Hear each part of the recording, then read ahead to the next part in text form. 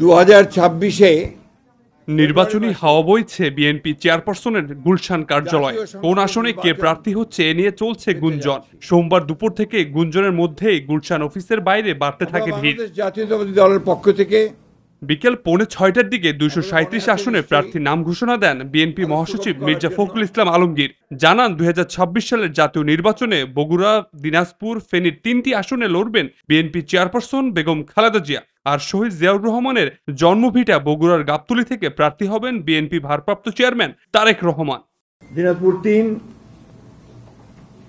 বেগম খালেদা জিয়া, দিনাজপুর সদর থেকে বেগম খালেদা জিয়া, বগুড়া 6 তারেক রহমান, বগুড়া 6।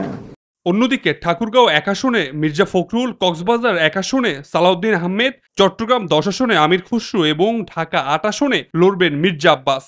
প্রার্থী তো অফকোর্স শক্তিশালী, নিঃসন্দেহে। নির্বাচন দেশের জন্য, দেশের মানুষের জন্য, দেশের জন্য। সুতরাং এখানে জামাত না বিএনপির বড় কথা না, বিষয় হলো দেশটাকে আমরা কোন দিকে নিয়ে যাচ্ছি। দলের স্বার্থে আমরা আশা করি সকলে মিলে ঐক্যবদ্ধভাবে দলকে যাতে করে ভবিষ্যৎ সব মশার বিরুদ্ধে সুরক্ষা দিতে এলো বসুন্ধরা এক্সট্রিম অ্যারোসল। মশার বিরুদ্ধে এক্সট্রিম সুরক্ষা